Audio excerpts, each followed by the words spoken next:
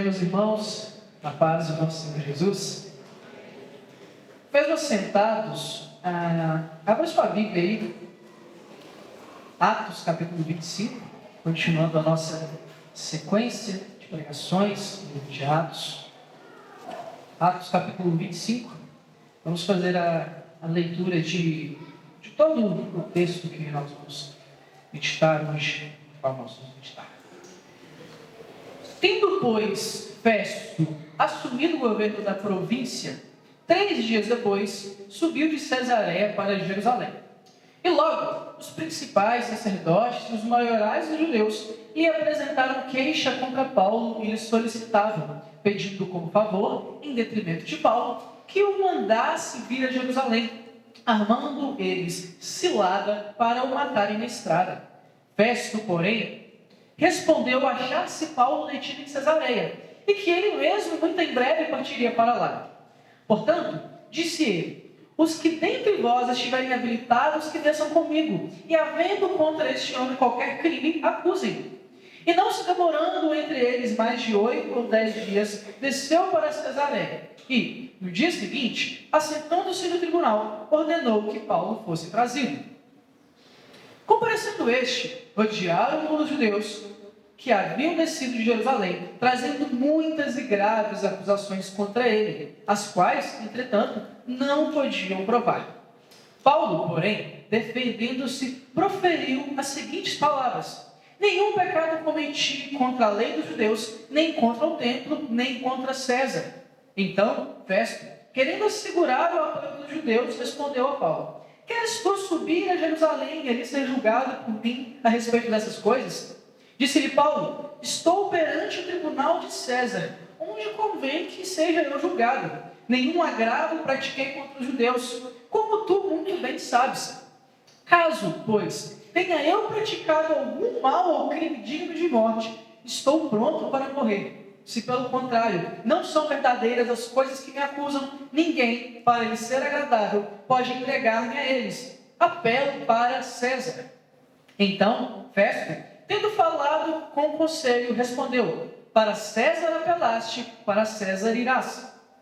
Passados alguns dias, o rei Agripa e Berenice chegaram a Cesareia a fim de saudar a Festo. Como se demorassem ali alguns dias, Festo expôs ao rei o caso de Paulo, dizendo: Félix deixou aqui preso certo homem, a respeito de quem os principais sacerdotes e os anciãos dos judeus apresentam queixa, estando eu em Jerusalém, pedindo que o condenasse. A eles respondi que não é costume dos romanos condenar quem quer que seja, sem que o acusado tenha presentes os seus acusadores e possa defender-se da acusação. De sorte que, chegando eles aqui juntos, sem nenhuma demora, no dia seguinte, assentando-me no tribunal, determinei que fosse trazido o homem. E levantando-se os acusadores, nenhum delito referiram dos crimes de que eu suspeitava. Traziam contra ele algumas questões referentes à sua própria religião, particularmente a certo morto chamado Jesus, que Paulo afirma estar vivo. Estando eu perplexo quanto ao modo de investigar estas coisas, perguntei-lhe se queria ir a Jerusalém para ser ali julgado a respeito disso. Mas, havendo Paulo apelado para que ficasse em custódia para o julgamento de César, ordenei que o acusado continuasse detido, até que eu o enviasse a César. Então, Agripa disse a Festo: eu também gostaria de ouvir este homem. Amanhã, respondeu ele, o ouvirás. De fato, no dia seguinte, vindo Agripa e Berenice, com grande pompa, tendo eles entrado na audiência juntamente com os oficiais superiores e homens eminentes da cidade, Paulo foi trazido por ordem de Festo. Então disse Festo: Rei Agripa e todos vós que estáis presentes conosco, vedes que este homem, por causa de quem toda a multidão dos judeus recorreu a mim, tanto em Jerusalém como aqui, clamando que não convinha que ele vivesse mais. Porém, eu achei que ele nada praticara passível de morte. Entretanto, tendo ele apelado para o imperador, resolvi mandá-lo ao imperador. Contudo, a respeito dele, nada tenho de positivo que escreva ao soberano. Por isso, eu o trouxe à vossa presença e, mormente, a tua, ó rei Agripa, para que, feita a lição, tenha eu alguma coisa que escrever, porque não me parece razoável remeter um preso sem tensionar, ao mesmo tempo, as acusações que militam contra ele. Senhor, em nome de Jesus, eu peço que o Senhor possa nos conduzir agora no Teu Espírito Santo, Pai. No nome de Jesus, a tua palavra ministrada aqui seja uma palavra do Senhor, Pai, não uma palavra minha. Que o Teu Espírito Santo possa conduzir este momento, conduzir este culto. E que a tua palavra, Pai, gere transformações nos nossos corações. Em nome de Jesus. Amém.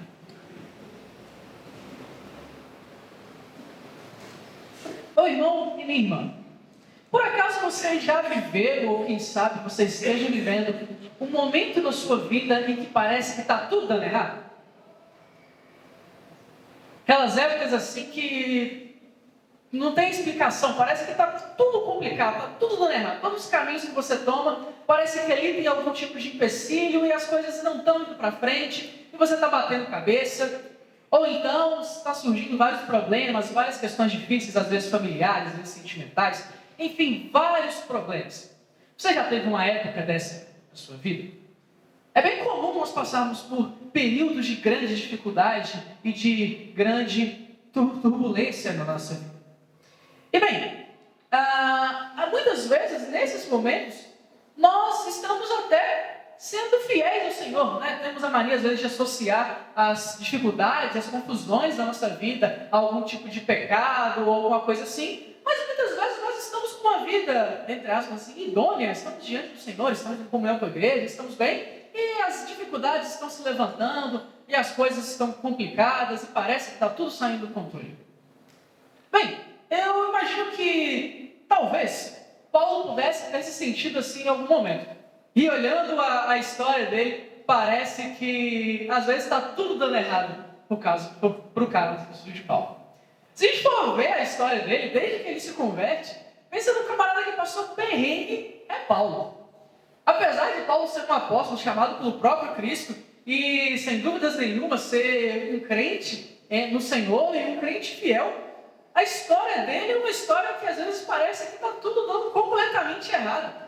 Cheio de confusões e desafios e problemas. Bem, assim que Paulo se converte, já encontra vários erros. Primeiro, ele tem que fugir de Damasco, lá em Atos 9, pendurado dentro de um cesto. Porque os judeus descobrem que ele havia se convertido e descobrem que ele estava pregando ali e querem matar ele de madrugada. O pessoal tem que descer ele no cesto para ele fugir dali escondido para não ser morto. Logo em seguida, ele é perseguido e expulso em Antioquia. Eles querem deixar ele ali, ele tem que fugir de lá para não ser morto, lá no capítulo 13. Ele sai de Antioquia, passa e vai para Icônio, e ali em Icônio ele quase é apedrejado, e tem que fugir de Icônio também. E quando ele foge de Icônio, ele passa por uma cidade, então chega a Listra, e o pessoal que queria apedrejar ele lá em Icônio consegue alcançar ele em Listra, e ali sim eles conseguem apedrejar ele, a ponto dele ser dado como morto. Eles o apedrejam a ponto dele ficar desfalecido, como se estivesse morto. Então ele se recupera, disse ali com os discípulos, continua suas viagens missionárias, e em Filipos, pregando o Evangelho, ele é preso e açoitado lá também.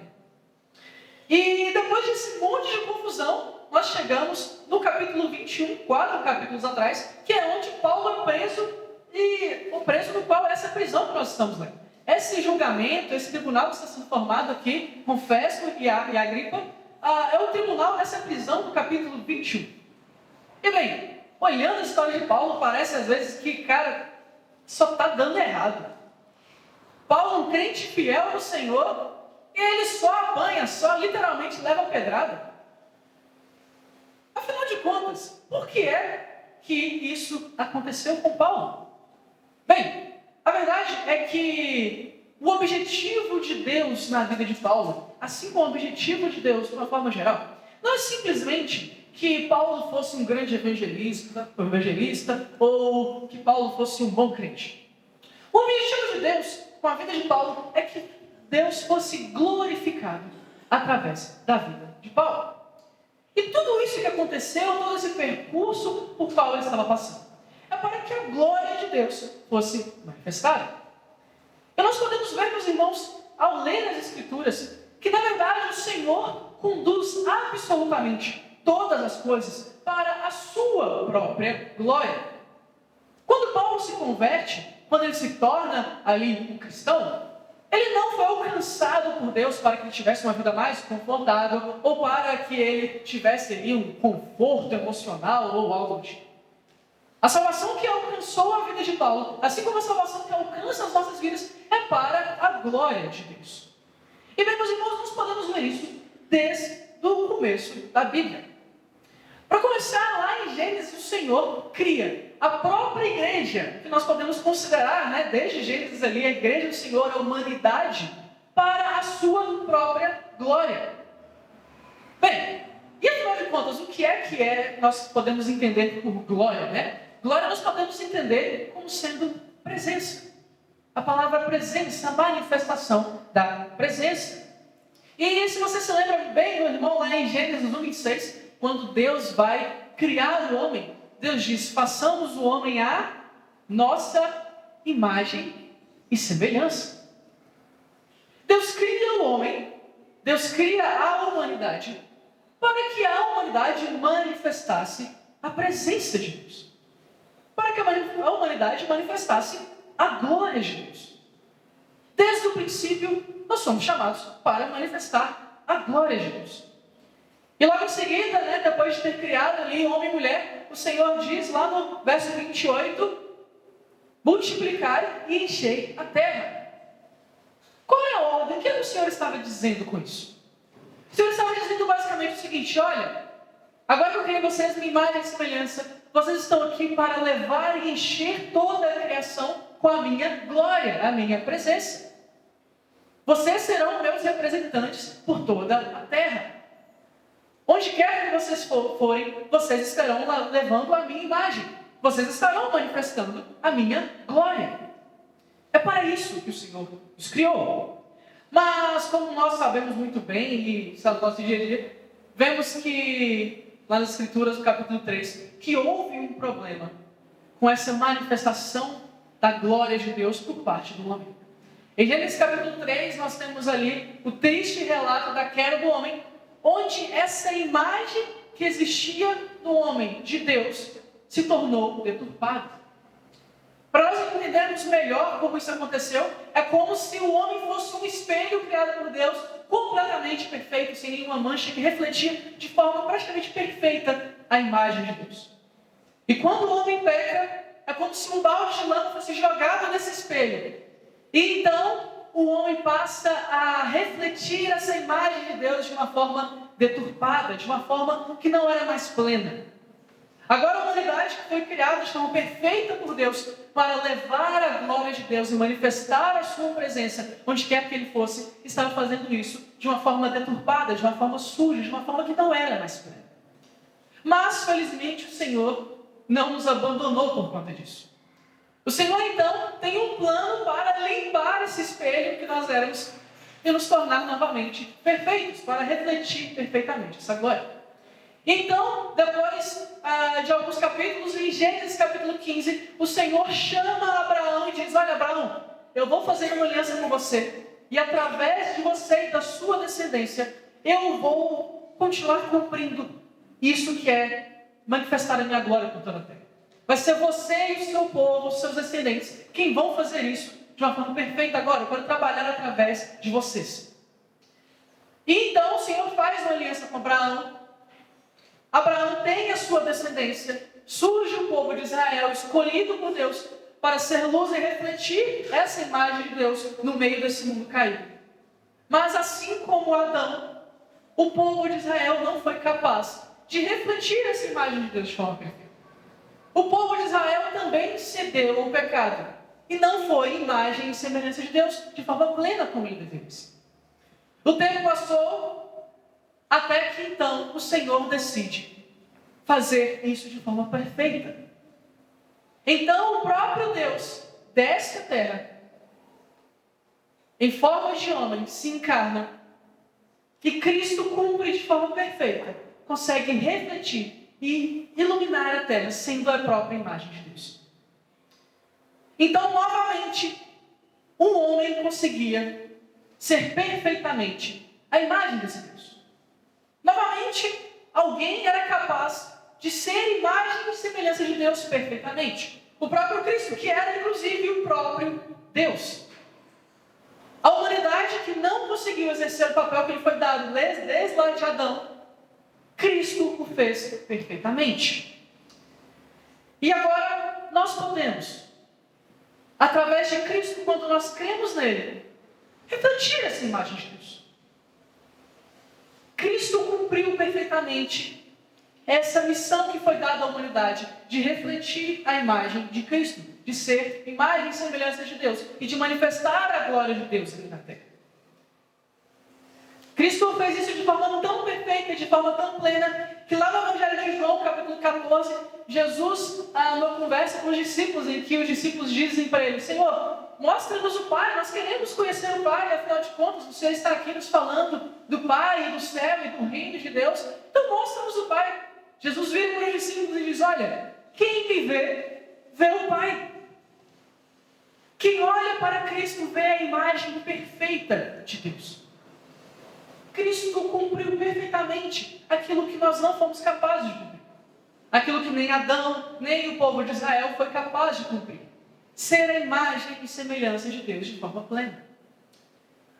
E em Cristo, meus irmãos, a igreja consegue cumprir as suas. Agora, em Cristo, quando nós cremos no Senhor e aceitamos esse sacrifício, através do que Cristo fez e através da restauração que Ele gera em nossa alma, esses espelhos que nós somos de Cristo conseguem ser espelhos melhores, espelhos mais lindos, que estão passando por um processo de santificação e cada dia mais refletindo melhor a imagem desse Deus. Até que um dia nós faremos isso de forma completamente perfeita, quando o Senhor restaurar todas as coisas. O processo que nós estamos vivendo hoje é um processo de restauração, de cada dia mais sermos melhor, imagem e semelhança de Deus, e de levar a glória de Deus por onde quer que nós formos. E, meus irmãos, quando nós pensamos nisso, é muito importante nós entendermos qual é o papel da igreja e qual é o papel que o Senhor tem nos dado. A salvação, a missão da igreja, não é simplesmente pregar o evangelho para que as pessoas sejam salvas. A missão que o Senhor nos deu não é simplesmente pregar para que as pessoas sejam salvas, mas é fazer com que as pessoas glorifiquem a Deus. A principal missão da igreja é glorificar e manifestar a glória de Deus. E isso acontece através da salvação.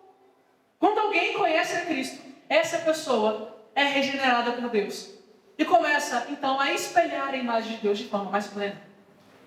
É por isso que existe um peso tão grande lá em Mateus 28, 18 a 21, quando o Senhor diz: ide e fazei discípulos.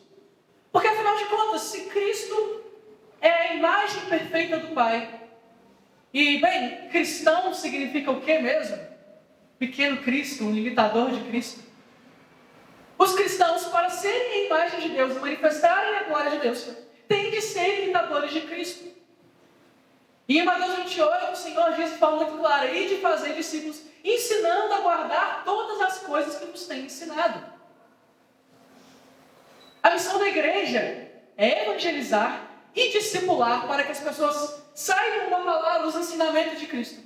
E então cumpram e vivam como Cristo viveu, para que elas manifestem melhor a glória de Deus.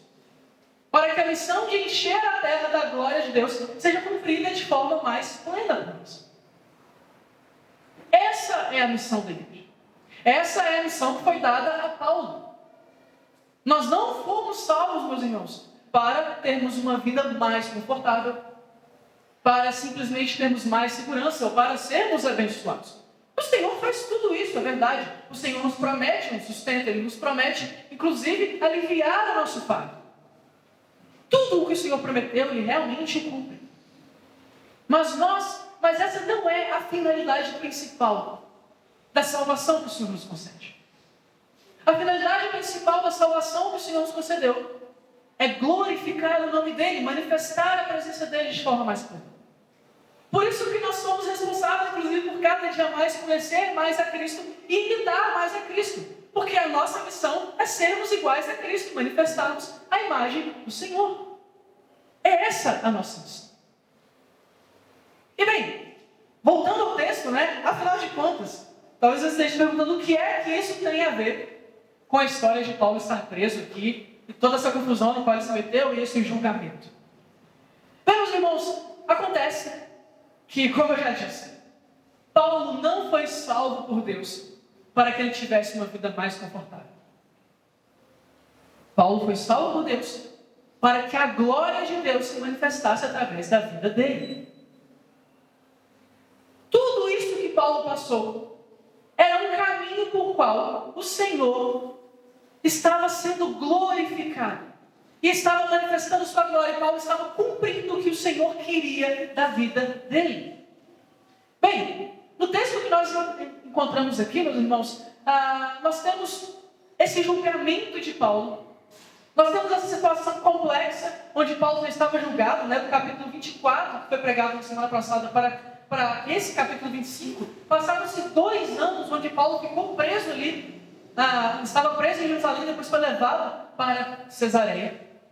E nós encontramos então Paulo sendo julgado e avaliado ali por um governo completamente anti-Deus e corrupto.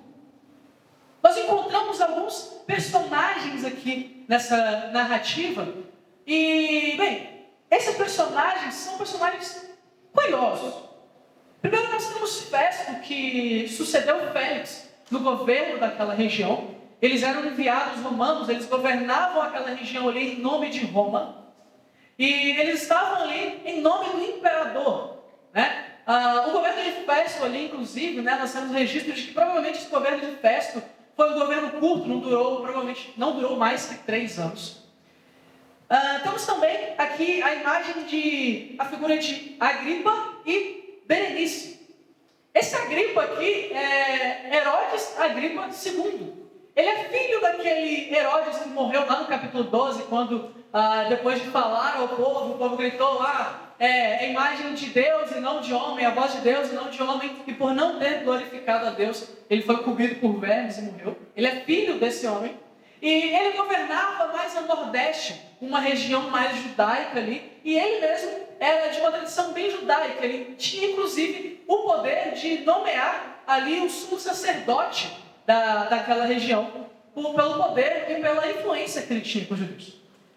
Temos Berenice, que é apresentada junto com a Agripa, e Berenice ela é irmã de Agripa, mas pelo que se tem em registro, provavelmente eles viviam num tipo de relação incestuosa ali, muito complexa. Depois dela ser viúva por 2 vezes, ela então vai morar com seu irmão, depois ela vai morar com o imperador romano, não dá certo, vai morar com o Tito, depois ela volta a morar com seu irmão, Agripa, e é uma confusão. E temos ainda a figura de César, que é o imperador de todo o Império Romano. E bem, esse novo governador assume ali, e qual era o objetivo desses políticos ali? O objetivo desses políticos ali, tanto do político anterior, Félix, que mantém Paulo preso por esses 2 anos até a chegada de Festo, para conseguir o apoio dos judeus, como nós podemos ver no verso 27 do capítulo 24. Festo também, assim como Agripa, o objetivo deles era simplesmente manter o seu poder ali. Eles não se importavam muito, afinal de contas, com a justiça a ser feita, ou até mesmo com o bem-estar do povo, mas o que eles queriam era manter o seu poder. Bem, nós vemos aqui que Festo, assim que ele assume o poder, ele vai até Jerusalém, para ali então fazer uma politicagem, conhecer a região, e depois, e ali em Jerusalém, o pessoal solicita que eles enviassem Paulo para lá, e ele decide não fazer isso por algum motivo ou outro, ele decide não enviar Paulo para Jerusalém. Mas a verdade é que o texto registra que existia uma armadilha preparada para Paulo para caso ele fosse a Jerusalém. Então, quando ele volta a Cesareia, aqueles homens que estavam lá pedindo que Paulo fosse enviado a Jerusalém, vêm atrás dele e falam, olha, manda Paulo lá para Jerusalém, a gente vai julgar ele lá. E ele, querendo garantir ali o apoio dos judeus, ao seu governo, ele decide então enviar Paulo a Jerusalém. Só que no âmbito do interrogatório de Paulo, Paulo apela para César. E o que é que significa isso? Basicamente, Paulo está dizendo, ele está querendo ir para a terceira instância, ele está pedindo, olha, eu vou recorrer aqui e não quero ser julgado mais por você. Paulo ele fala, olha, vocês estão me julgando, você é o imperador daqui, mas eu acho que o seu julgamento não está sendo bacana. Eu quero que o próprio imperador me julgue. E bem, Paulo estava tentando se defender com tudo o que ele podia ali, porque realmente Paulo era inocente. Nós vemos que, aqui no texto, que os próprios acusadores de Paulo não conseguiam convencer o governante de que Paulo realmente havia feito aquelas coisas. Nenhuma acusação era feita a Paulo, que Paulo realmente fosse acusado daquilo. E bem, por que está acontecendo então todo esse ardilho? Toda essa construção em torno de Paulo? É interessante que, na verdade, eu acho que chega a ser até engraçado que no final do capítulo 26, depois de toda a arguição, o Agripa vira para a festa e fala o seguinte: olha só, realmente Paulo é inocente. Paulo era inocente e a gente podia ter libertado ele, vamos libertar ele, mas ele pediu para ser julgado por César, então não tem como mais a gente libertar ele. Ele pediu para ser julgado por César, então a gente vai ter que mandar ele para lá. E eu acho que isso até é engraçado, porque, veja só, tudo que ele estava fazendo era para tentar ser liberto, não condenado. E aí, quando ele chega a uma conclusão de que Paulo pode ser liberto, ele pediu para ser julgado por César, ele não pode mais ser liberto. Mas por que isso está acontecendo? Por que toda essa construção política no julgamento de Paulo está acontecendo? Bem, se nós voltarmos um pouco mais no texto, nós vamos na Bíblia aqui, vamos ver lá no capítulo 19, que Paulo estava convencido em seu espírito de ir para Jerusalém. Ele estava convencido de ir para Jerusalém e depois ir para Roma, lá no capítulo 19, verso 21. Ele estava completamente convencido disso. E depois no capítulo 21, verso 22, nós encontramos a informação de que, na verdade, era o próprio Espírito de Deus que estava convencendo Paulo a fazer esse percurso. Era Deus quem havia orientado Paulo, dizendo: olha, Paulo, você vai para Jerusalém e depois você será levado para Roma. E é interessante que Paulo, no relato do capítulo 21, verso 22, ele diz: olha, eu estou indo para Jerusalém porque o Espírito me mandou ir para lá, e a única certeza que eu tenho é que lá eu vou apanhar e ser preso. É a única garantia que eu tenho, que lá me aguardam cadeias e sofrimentos. E Paulo vai, ele decide obedecer. Imagine você, se o Senhor manda você ir pregar para alguém, a única certeza que o Senhor te dá é que você vai para lá e vai apanhar e ser, apedrejado. Muito interessante isso, meus irmãos. E é mais interessante porque nós vemos que Paulo tinha certeza do que ele estava fazendo. Paulo tinha certeza da orientação que Deus tinha dado para ele. E em determinado momento, aqui no capítulo 23, Paulo já estava preso. Talvez ele estivesse questionando ali por que é que essas coisas estão acontecendo com ele, afinal de contas. Eu sou tão fiel ao Senhor. E no verso 11 diz o seguinte, do capítulo 23. Na noite seguinte, o Senhor, pondo-se ao lado dele, disse: coragem, pois do modo que deste testemunha a meu respeito em Jerusalém, assim importa que também o faças em Roma.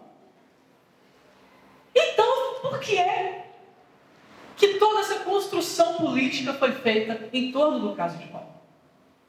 Por que é que ele ficou preso durante esses 2 anos ou mais, um pouco mais de 2 anos, e quando ele finalmente poderia ser solto, todo mundo decidiu que ele ia ser solto, um detalhe que ele mesmo causou não impediu que ele fosse ser solto?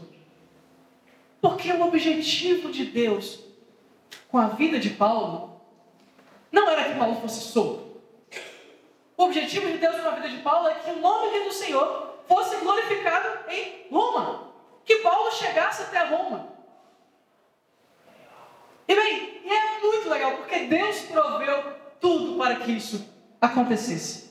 No capítulo 23, verso 23, nós vemos que o sobrinho de Paulo, ele descobre que existia uma armadilha dos judeus para matar Paulo, e que Paulo seria morto quando ele fosse transferido de Jerusalém para Cesareia, porque os judeus tinham feito um pacto de matá-lo.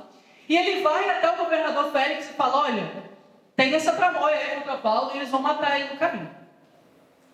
E aí o que o governador governador faz? O governador elenca 470 soldados romanos para fazerem a escolta de Paulo.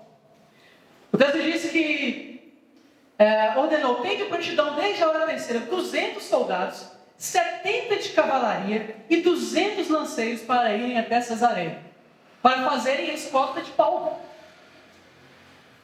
Olha só que interessante, um prisioneiro sendo guardado por 470 soldados, não para que ele não fugisse ou não tentasse libertá-lo, mas para que a vida dele fosse preservada. Mas para que ele chegasse aonde Deus queria que ele chegasse. Porque o Senhor tinha um objetivo com a vida dele. O Senhor queria ser glorificado através da vida de Paulo, da forma com a qual o Senhor queria ser glorificado. O Senhor permitiu, o Senhor proveu para que isso acontecesse. O Senhor proveu que Paulo fosse guardado pelo próprio exército romano.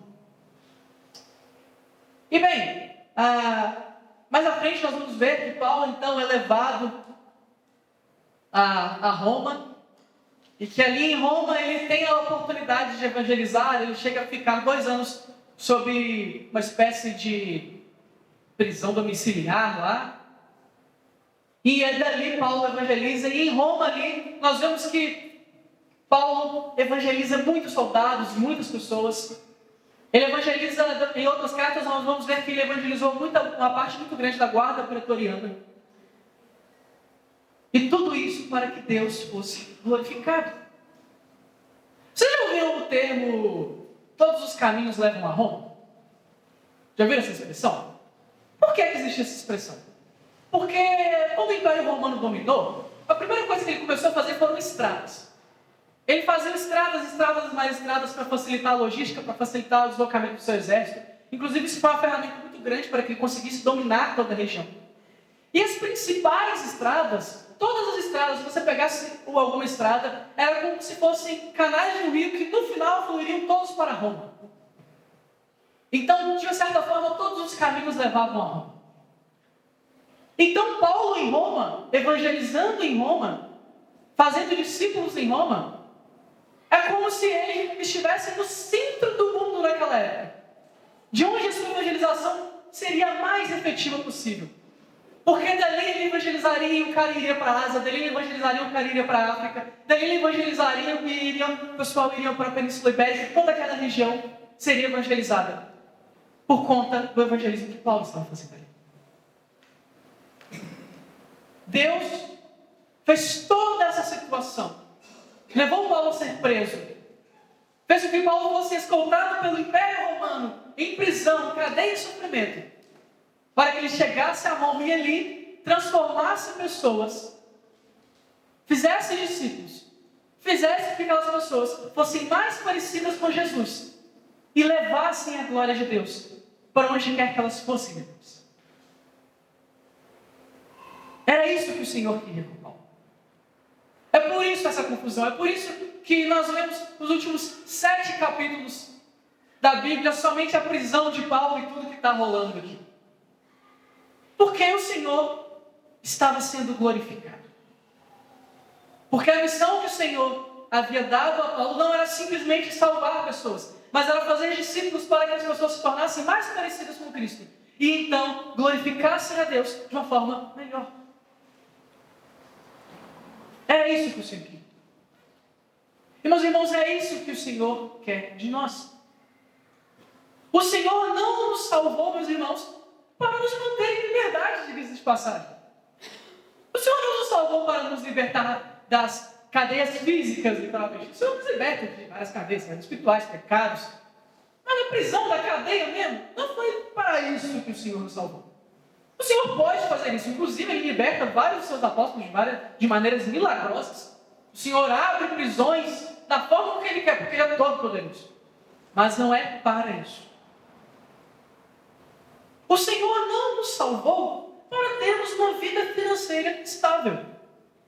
O Senhor nos sustenta, isso é verdade. O Senhor muitas vezes nos dá bênçãos materiais muito generosas, com toda certeza. Eu já não cabe mais nos meus dedos quantas vezes eu vi a graça do Senhor e a bênção do Senhor sobre a minha vida de uma forma milagrosa, muito mais do que eu mereci. Mas não é para isso que o Senhor nos salva. Não é para isso que o Senhor nos abençoa. Não é para isso que o Senhor tem transformado as nossas vidas. A finalidade para a qual o Senhor tem transformado as nossas vidas é para que a imagem dele seja espalhada de forma melhor pela terra. Para que nós sejamos imagem e semelhança de Deus de forma mais plena. Para que o nome dele seja glorificado. É por isso que o Senhor nos coloca em igreja também. Eu conversava mais cedo na classe com os meninos. Porque, afinal de contas, por que é que o Senhor nos deu dons mesmo? E deu dons diferentes para a igreja? Para a edificação da igreja. Para que nós sejamos transformados cada dia mais em pessoas mais parecidas com Cristo. Nós estamos cumprindo a nossa missão, exercendo nossos dons, por estarmos fazendo os nossos irmãos mais parecidos com Cristo. E então eles estão glorificando a Deus de uma forma melhor. É para isso que o Senhor nos chamou. É para isso que o Senhor tem nos chamado. Nós temos estudado o porquê que nós trabalhamos com um pequeno grupo, né? Por que que nós trabalhamos com um pequeno grupo? Para que nós possamos fazer discípulos e ensinar as pessoas a serem imitadores de Cristo de uma forma melhor. É por isso que nós vemos assim. Em Mateus 28, como já foi citado, o Senhor Jesus ele dá a ordem mais autoritativa de toda a Bíblia.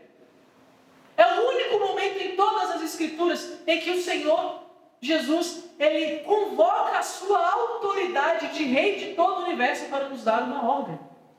É o único momento. Nem mesmo quando ele manda nós amarmos uns aos outros, ele invoca essa autoridade de forma tão intensa. O Senhor Jesus diz lá no verso 18, olha, toda a autoridade me foi dada no céu e na terra. O Senhor Jesus está dizendo, olha, eu sou o Rei Supremo sobre absolutamente todas as coisas. Eu governo sobre todas as coisas. Todo o poder me foi dado. Eu governo sobre o dinheiro, eu governo sobre os líderes, eu governo sobre a sua vida, sobre a sua morte. Eu governo sobre a saúde e sobre a doença. Eu governo sobre a liberdade e sobre a prisão. E sobre tudo isso eu sou uma autoridade. Eu sou uma autoridade sobre você. Você é meu súdito, você é meu escravo, para falar de forma mais clara, que é essa a palavra que o Senhor usa para nós na Bíblia. Nós somos escravos de Cristo, desse rei que é todo supremo. Então, ele vem e diz, porque eu sou esse rei, porque eu sou governante sobre todas as coisas, eu estou mandando a vocês. Ide e fazei discípulos.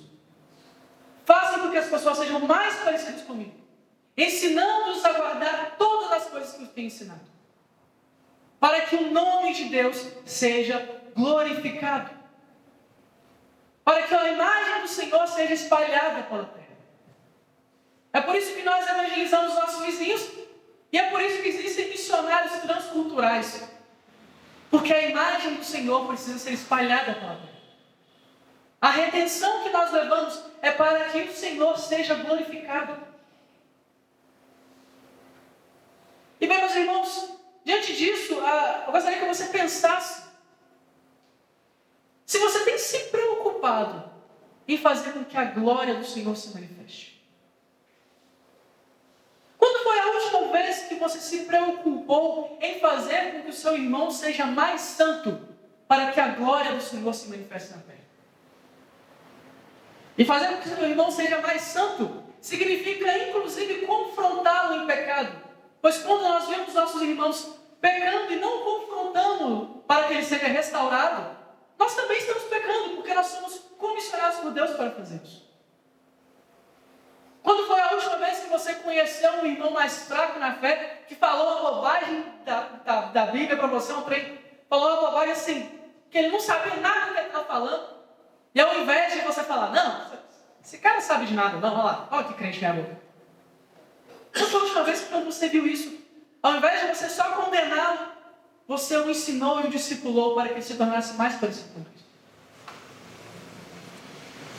Quando foi a última vez em que você se preocupou mais com a glória de Deus, em manifestar a imagem dele, do que com o seu conforto?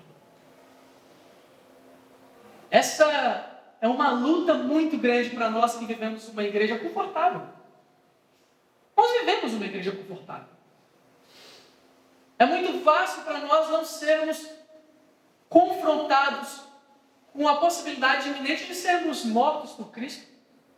Afinal de contas, aqui onde nós vivemos, ser crente é quase que vantagem às vezes, né? Dependendo, você vai até no currículo. Eu sou crente, eu sou honesto, você pode me contratar. Mas imagine os meus irmãos, os nossos irmãos, que talvez estejam lá na faixa de Gaza hoje, estejam lá em Israel sendo bombardeados, sendo ameaçados por aqueles terroristas a negarem o Senhor.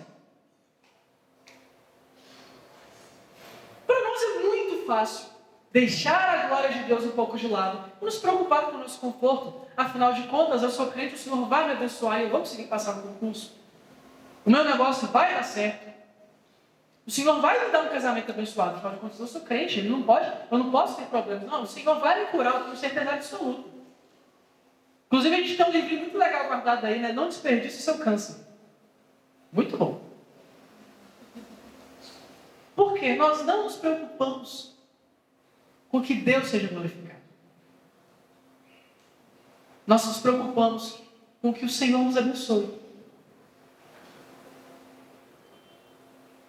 Nós precisamos voltar os nossos olhos para a missão que foi dada a Adão de levar essa imagem do Senhor, que foi cumprida plenamente por Cristo e que agora nós podemos cumpri-la de forma verdadeira. Mesmo quando governantes terríveis ante Deus se levantarem, mesmo quando as coisas estiverem difíceis,